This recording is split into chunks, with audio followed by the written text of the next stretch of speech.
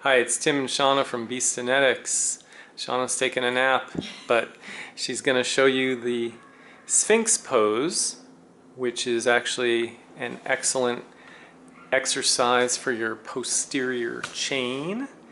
And it also has the added benefit of stretching your abs a little bit.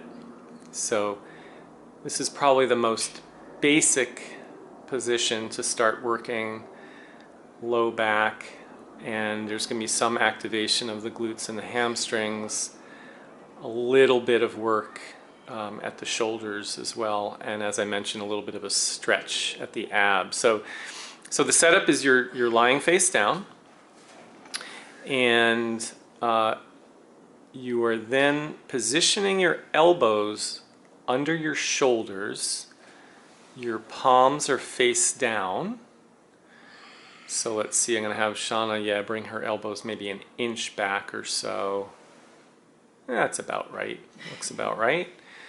From there, you are peeling your ribs off the floor. It doesn't have to be exaggerated. You're keeping your hips in contact with the floor, right? You're not pushing aggressively through those forearms, as you might see in some cobra positions, which we'll address later.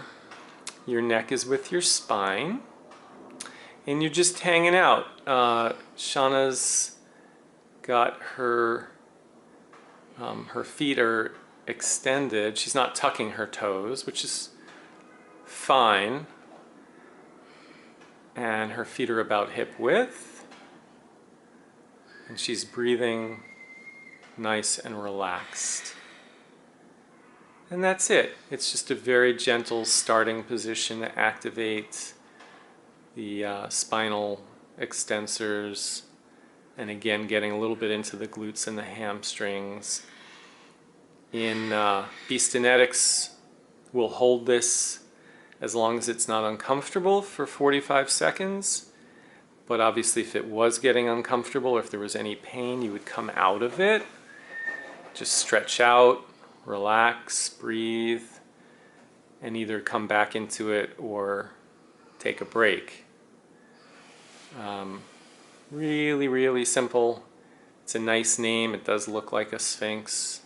At least we think it does. And everyone's going to be a little different. It's going to depend on their flexibility and their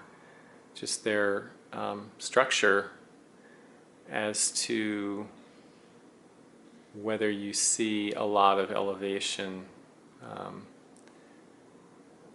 But again, because we're keeping the hips down, it's not as if you're trying to get that back straight up. You know, you'll see in a sprawl, there you go, like a wrestling sprawl, sometimes you'll see that back completely vertical because the person's got unbelievable flexibility. Arms are straight. Well, your arms are straight. Their backs are straight. Definitely using the arms. We are not trying to do that with the Sphinx Pose. Pretty gentle. Are we not using our legs so much in this because there is support? Yeah, because there's so much support from the forearms all the way from the fingertips to the elbow, there's going to be less activation of the glutes and the hamstrings. But once we get into some more challenging positions where the hands come off the ground, it is going to change the recruitment pattern quite a bit. But there you go, that's the Sphinx. It's a start. And we thank you for joining us. Give us a thumbs up, subscribe, take a nap.